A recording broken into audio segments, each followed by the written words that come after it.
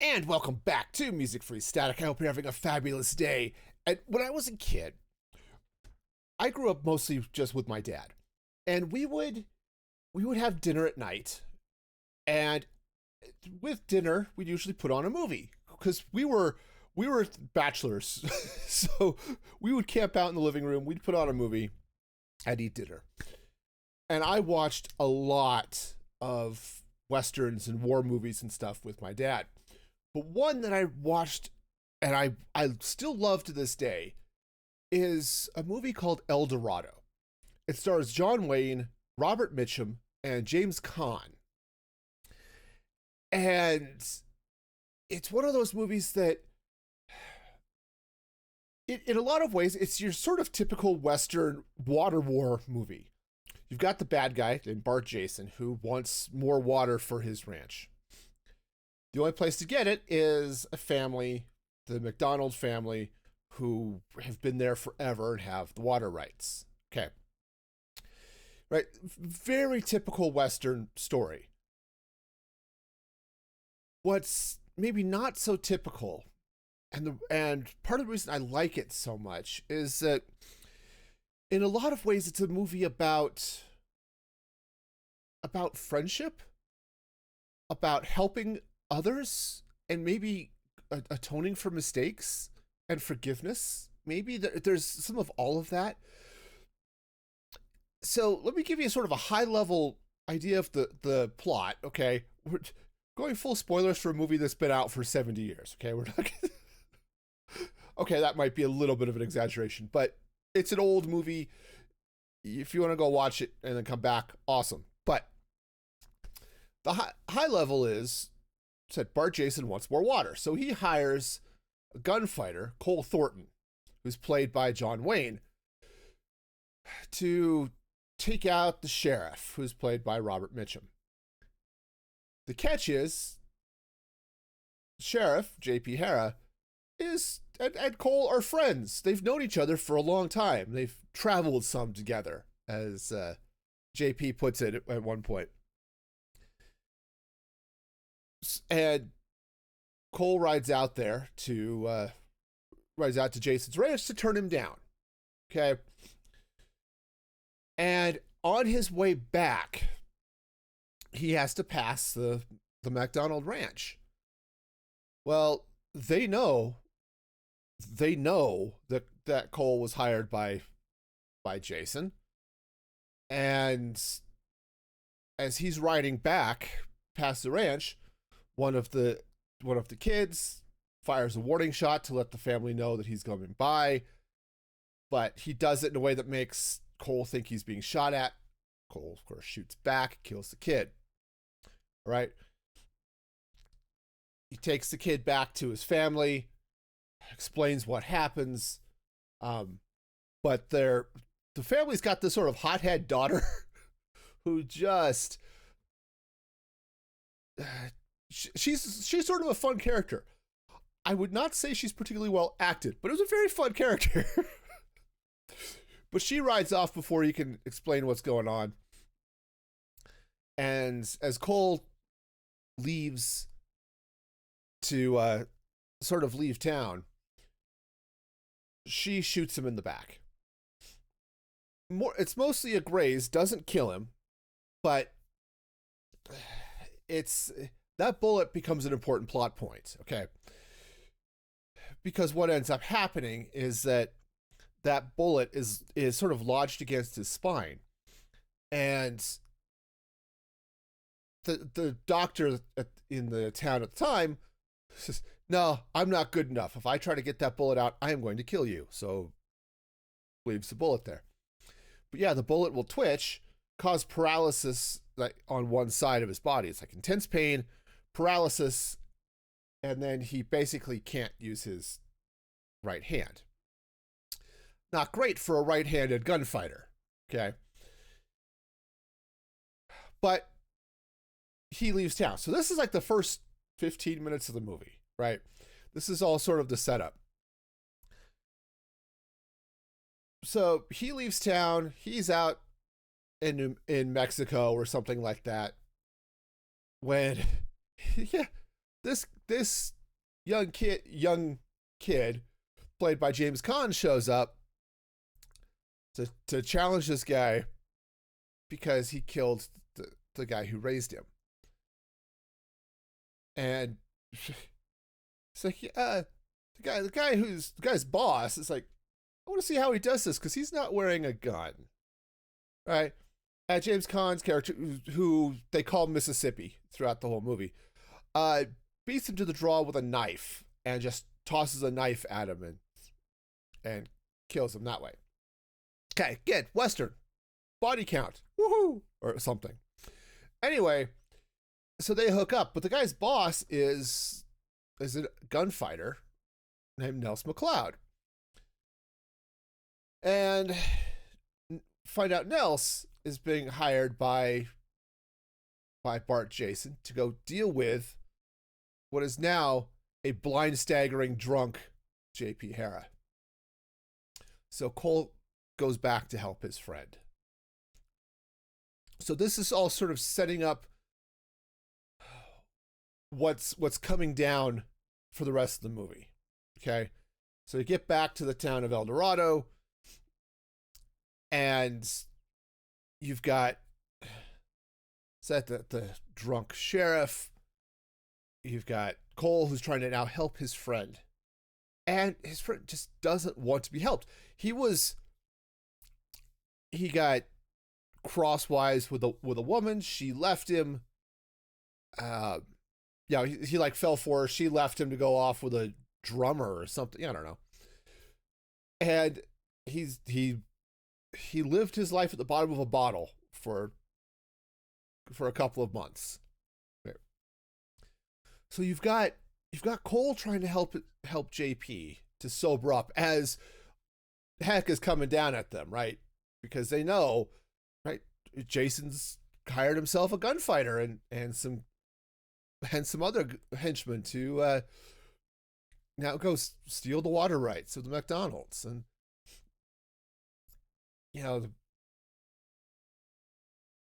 and then you've got, of course, they've got the McDonald's. They've got this daughter who's a bit of a hothead and tries a couple of times to kill people, and only once does she actually succeed. So she got that going for her.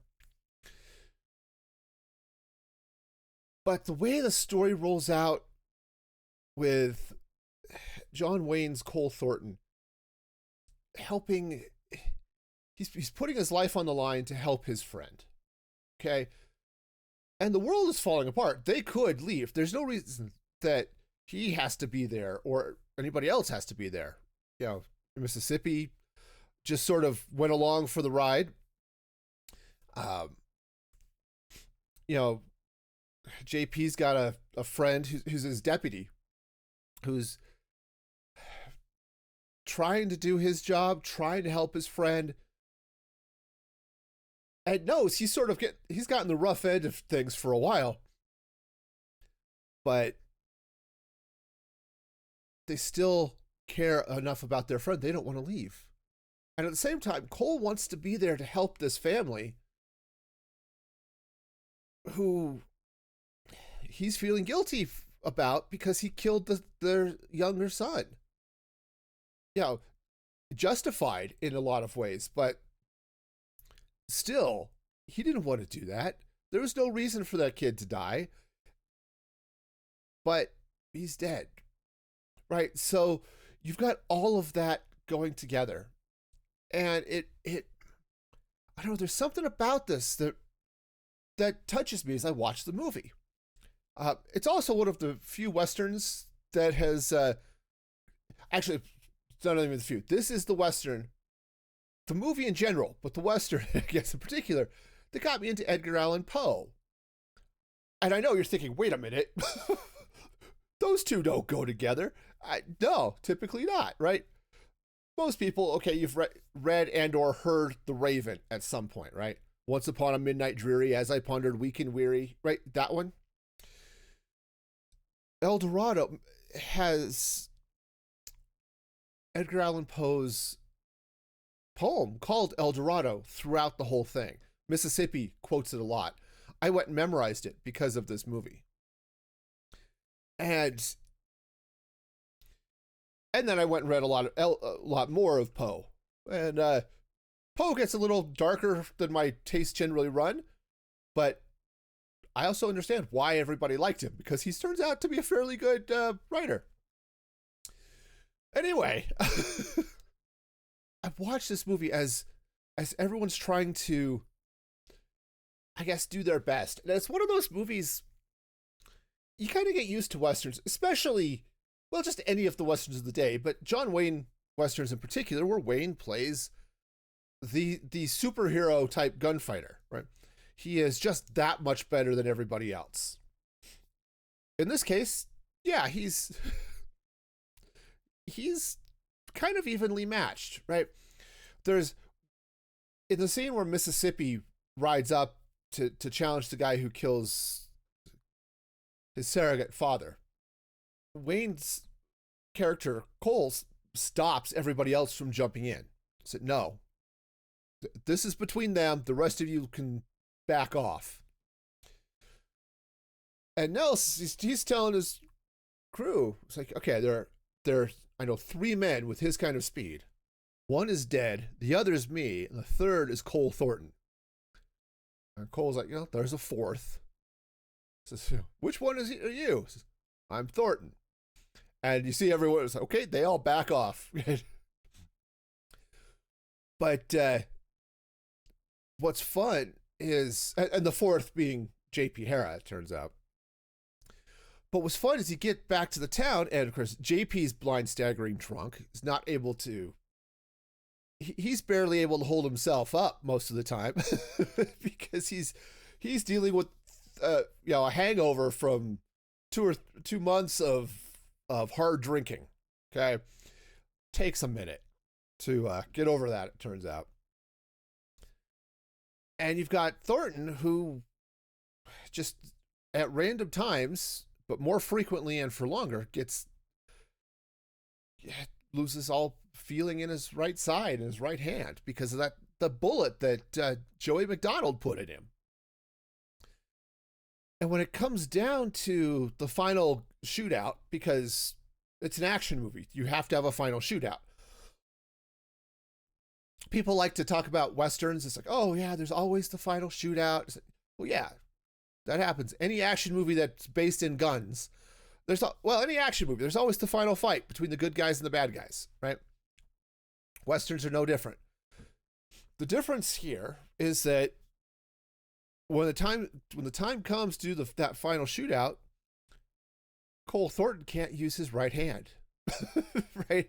He's still dealing with paralysis from an event that happened earlier in the movie. Right? You've got, at least the sheriff is starting to sober up, but he's still not all there, right? So our heroes are, and not only is he not all there, he's got a hole in his leg because he got shot, right? So yeah, all in all, our heroes are not in the best of shape when it comes down to the gunfight. And contrary to what you get from like all the spaghetti Westerns, it isn't a shootout at noon in the middle of the street, right? It's hey, the bad guys are sort of hanging out at a bar that's owned by Jason, and here comes Cole riding on a wagon. Okay, it's the final shootout is fun, but as you go through this whole thing, very rarely do the main characters feel like they're like invincible, right? Right. Very rarely do they feel like they're Batman who never gets hurt, or Superman who's just untouchable, right? And that's one of those things I really like about El Dorado. The characters are human, right? So many action movies in general, but Westerns in particular, the hero is not so human, I guess maybe is the word I'm looking for. He's just not, there's no weaknesses, right? So it's hard to see anything interesting with him sometimes. but I love the way the characters go together, and you can feel the history between the characters. It's one of those times where, like, you ever get those movies and it almost feels like these guys who they say they're friends, but it feels like they've just met. This is definitely not one of those types of movies. This is one of those where, yeah, Cole had met this girl years ago in town. She was more than happy to to get married. He's like, no, I'm a gunfighter. I'm not going to settle down. But she still loved him. He actually does still love her. And it's sort of been hiding behind various excuses that, oh yeah, I knew her when she was a kid, and I just not right, that type of thing. But as he rides into a town, it's like, wait a minute, who hired this idiot for a sheriff? Teasing this deputy, or what idiotic sheriff would hire you? And it's like this other sheriff. Oh yeah, of course it's you. They're talking. It's old friends. They're meeting up again. You could feel the history of what's going on as Cole rides through town. As they're in El Dorado, they're chasing down some guys that jumped the McDonald family, and you've got one of the members of the town. Not necessarily, they're afraid to openly oppose Jason because he's got power, but they don't like him. So it's like, okay, quietly. The men you're chasing, they went there. They're in the church. I'm watching. They haven't left yet. Right. You can sort of feel the humanity of the people. You can feel the history. You can feel everything that's going on. And I really like that about El Dorado. And of course, watching all of this, brings me back to those nights where we'd be sitting down in the living room with TV trays, with whatever Dad managed to put together for dinner. He wasn't a great cook, but he could make burgers pretty well. So, and it's not that Dad made bad food. It's just he was not a chef. He didn't cook well. He could heat things up fairly well though. So we did a lot of burgers and mac and cheese and canned vegetables and hot dogs and stuff like that. And the number of times we sat down in the living room, with the TV tray with, burgers and whatever, watching these. It's like, yeah, this was my childhood. And this is one of those movies that came out of that just stuck with me because of the humanity of the characters. Now, obviously, the end, the bad guys lose, the good guys win, everything goes sort of happily ever after. But I just love watching it. As I've been feeling sort of contemplative these last few days, I was just rewatching The Incredibles as well. And that has a story about overcoming middle-agedness, I guess. Dealing with sort of the midlife crisis, right? Watching that, and then of course I watched this, and I was thinking back to that time and thinking about my dad. And this is one of those movies that, when I think about my dad, this is the movie that comes up. And as I'm approaching the 4th anniversary of his death, yeah, this what sort of jumped out at me. Also, I saw in the news that Robert Mitchum's son apparently died of old age. Okay. It was 86 or something like that. It's like, oh, yeah, I forgot the first name, but so-and-so Mitchum, son of Robert Mitchum. Like, oh, yeah. And again, Robert Mitchum, this is the movie I think of when I think of Robert Mitchum. James Caan, who was a big action star later, here he is as a kid, right? It's with sort of a come and go accent, I think sometimes. He's trying to have this sort of Louisiana Southern. It's not always there, but it's okay. So this is the time where they took a week, they filmed a movie, and then a week later they're filming something else, right? And honestly, the female actors in this movie never particularly feel that convincing. Okay, it's I regret to say, especially the actress who plays Joey McDonnell. She just kind of feels like she's just delivering lines rather than is that, you know, it's a little, again, there's some aspects of this movie I will be the first to admit maybe not the strongest, and the female actors I think are one of the weaker parts of the movie. But I love the story so much. So, and I was watching it again last night to because I decided, you know what, I wanted to watch it, I wanted to talk about it. And it was weird because you watch a lot of movies, like I was talking about the Thunderbolts the other day. And it's easy to go through. So, okay, here's this set piece we're going to talk about. Here's this character development moment we're going to talk about, right? And there's definite moments you can pull out of the movie and say, yes, we're going to talk and talk and talk. These are what, right? This is what I'm going to talk about here because, you know, Bucky does this or, you know, whatever, right? Yelena says something funny here. El Dorado never really seems to have a moment necessarily. I mean, there are a couple, right?